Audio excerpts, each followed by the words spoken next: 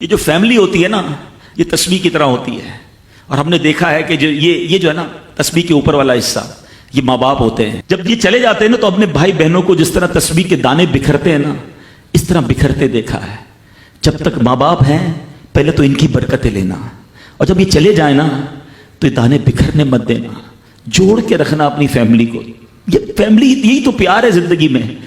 تھوڑے سے پیسوں کے لیے بھائی بہن لڑتے ہیں، جائیداد کے لیے بھائی بہن لڑتے ہیں، تھوڑے کاروبار کے لیے لڑتے ہیں. ارے قربان کر دو، کوئی بات نہیں، بھائی کو تھوڑا زیادہ چلا جائے، بہن کے میری بہن کے گھر میں ہی جا رہا ہے نا، یہ تیرا ہے، یہ میرا ہے، نہ کیا کرے. یہ گھر کی محبتیں آپ کو بہت ساری بیماریوں سے بچاتی ہیں. حدیث پاک میں آتا ہے جس کا مضمون ہے جو چاہتا ہے کہ اس کی زندگی میں اضافہ ہو جائے، عمر میں اضافہ ہو جائے، بری موت سے بچے، اسے چاہیے کہ وہ صلہ رحمی کرے. صلہ رحمی کیا ہے؟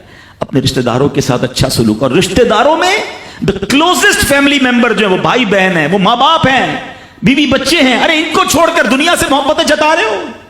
نہیں میرے پیارے اسلامی بھائیوں. تو اپنی بچیوں کے ساتھ اور اپنی بہنوں کے ساتھ بالخصوص اچھا سلوک کرنا. خوش نصیب ہے وہ بھائی جو بہنوں کا مان ہے، خوش نصیب ہے وہ جو والد جو اپنی بچیوں کے ساتھ اچھا برتاؤ کرتا ہے. بہنوں کی دعائیں بھائی کو بہت اوپر لے جاتی ہیں. خوش نصیب ہے وہ بھائی. اچھا ہمارے ایک اور نظام پتہ ہے کیا ہے کہ جب تک ماں باپ کے ساتھ رہ رہے ہیں تو چلے بھائی بہنوں میں پیار ہے. اب بھائی بہنوں میں شادی ہو گئی، سب کی شادیاں ہو گئیں اور ماں باپ چلے گئے، تو اب نارملی لوگ اپنی بہنوں کو اگنور کرتے ہیں. اب یار میں تو اپنی بیوی کو دیکھوں گا، اپنے بچوں کو دیکھوں گا، اپنی کمائی کو دیکھوں گا. نہیں، اب بھائی کا کام ہے کہ وہ والد کا کردار ادا کرے. بہنوں کو یہ احساس دلائے کہ تمہارے ماں باپ چلے گئے ہیں مگر تمہارے بھائی زندہ ہیں، ہر مشکل میں تمہارے بھائی تمہارے ساتھ کھڑے ہوں گے. کبھی بہنوں کو یہ ریئلائز مت کرانا کہ وہ اکیلی کہیں کسی پرابلم میں ہو تو وہ اکیلے میں سوچے کہ میرے ماں ہوتی تو میں ماں سے بات کر لیتی، باپ ہوتا تو میں باپ سے کہہ دیتی، بھائی کو کیا کہوں وہ تو سنتا ہی نہیں ہے. ہیں ایسے بھائی آج بھی کہ بہنیں انہیں اپنا دکھ بھی شیئر نہیں کرتی ہیں، بلکہ بھائیوں کو پڑی ہی نہیں ہے بہن کدھر گئی. یہ مت کرنا. اگر تم اپنے ماں باپ کی روح خوش کرنا چاہتے ہو نا تو بھائی بہن جڑ کے رہو، بھائی بہنوں میں پیار رکھو. یہ پیسہ سب کچھ نہیں ہے. ارے جو کچھ میرے پاس ہے اگر میرے بھائی بہنوں پہ خرچ ہو جائے تو اس سے اچھی کیا چیز ہے.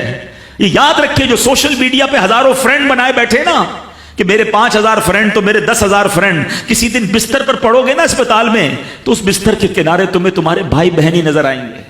وہ سوشل میڈیا والا تمہارا جو سارے دن چیٹنگ جس کے ساتھ واٹس ایپ پہ لگے ہوئے ہو نا گروپ میں، کوئی نظر نہیں آئے گا. جب تمہارے گھر میں کوئی بچے کا پرابلم ہوگا، آدھی رات کو اگر تمہارے گھر کوئی آ کے تمہیں دلاسا دے گا تو تمہارے بھائی بہن ہوں گے. بہنوں کو حقیر نہ سمجھنا، یہ ان لوگوں کے لیے بھی درس ہے. اسلام جب نہیں آیا تھا نا تو بہنوں کے حقوق نہیں تھے، ان کو کوئی ورثے میں حق نہیں دیتا تھا، بہنوں کی شادیاں نہیں کرواتے تھے. مگر آج بھی کچھ قبائل سنا ہے ایسے ہیں، آج بھی بدبخت کچھ لوگ ایسے ہیں جو بہنوں کے حق دبا لیتے ہیں. ارے بہنیں تو غم گسار ہوتی ہیں، بہنیں تو بھائیوں کا مان ہوتی ہیں. ارے بہنیں ہوتی ہیں تو گھر میں رونق ہوتی ہے. ارے بہنوں کو عزت دیا کرو، بہنوں کو پیار دیا کرو. اللہ کے حبیب فرماتے ہیں ایسا بھی ہوا کہ کچھ لوگوں کی ماں باپ جلدی چلے گئے، اب بھائی پر بہنوں کا بوجھ ہے. ایک صحابی کے بارے میں آتا ہے ان کی 6 یا 7 بہنیں تھیں اور سبحان اللہ وہ اپنی بہنوں کو انہوں نے پالا، اپنی بہنوں کو باپ بن کر پالا، ان کے بالوں میں کنگھی بھی کرتے تھے. اور جب بہنوں کی شادیاں ہو گئی، بہنیں بڑی ہو گئی، اپنی شادی تاخیر سے کی اور شادی بھی کسی بیوہ سے کی.